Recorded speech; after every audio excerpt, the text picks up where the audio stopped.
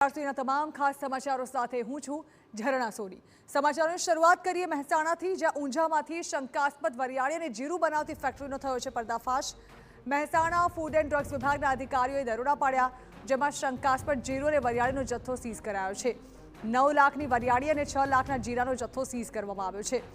આરોગ્યની ટીમે મોટા પ્રમાણમાં સફેદ પાવડર પણ કબજે લીધો છે। જીરા ઉપર અખાદ્ય સફેદ પાવડરનું કોટિંગ કરવામાં આવતું હતું। ફૂડ એન્ડ ડ્રગ્સના અધિકારીઓ દ્વારા આ અંગે તપાસ શરૂ કરી દેવામાં આવી છે।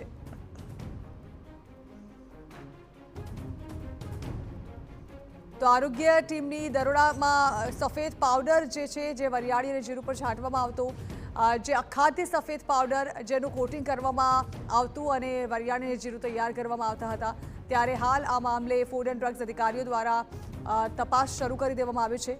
ઊંઝામાંથી આ શંકાસ્પદ વરિયાળી અને જીરું બનાવતી ફેક્ટરીનો પર્દાફાશ થયો છે। આ પ્રકારની ઘટનાઓ આ પહેલાં પણ સામે આવી ગઈ છે, જેમાં વરિયાળી તેમજ જીરુંને નકલી બનાવવામાં આવતા હતા, તેના પર કેટલાક ખાદ્ય પદાર્થો લગાવવામાં આવતા હતા।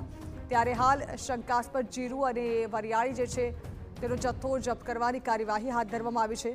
અત્યાર સુધી 9 લાખની વરિયાળી અને 6 લાખની કિંમતનું જીરું જે છે તે જપ્ત કરાયું છે। તો જે સફેદ પાવડરથી કોટિંગ કરવામાં આવતું હતું તેને પણ જપ્ત કરવામાં આવ્યો છે। આ અંગે વધુ માહિતી સંવાદદાતા મનીષ મિસ્ત્રી આપી રહ્યા છે। મનીષ, અધિકારીઓ દ્વારા કાર્યવાહી હાથ ધરવામાં આવી છે, જાણવા માંગીશું શું હાથ લાગ્યું છે ત્યાંથી? જી, મહેસાણા ફૂડ એન્ડ ડ્રગ વિભાગ દ્વારા જે કાર્યવાહી કરવામાં આવી છે, ઊંઝા શહેર વિસ્તારમાં કામગીરી કરવામાં આવી છે, જેની અંદરથી શ્રી શામ ટ્રેડર્સ શુભ એસ્ટેટ મામલતદાર કચેરી સામેલી આવી એક પેઢી છે। બીજી પેઢી છે સિંધલ અનિલકુમાર કુંદલલાલની ફેક્ટરી, મણિભદ્ર ફેક્ટરી, ઉમિયા ઉદય એસ્ટેટની સામે ઊંઝામાં આવેલું છે।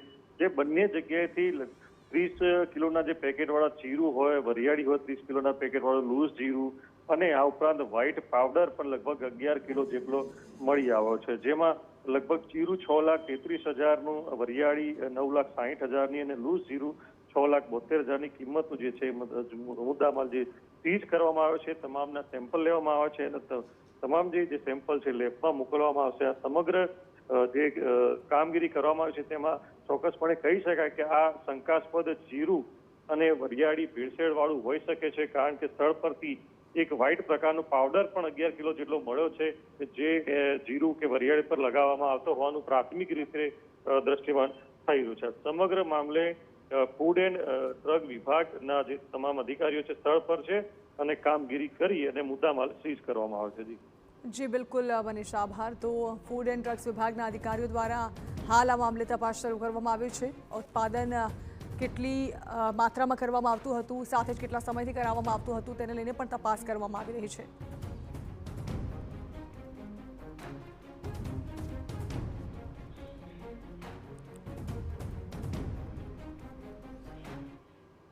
અન્ય સમાચારો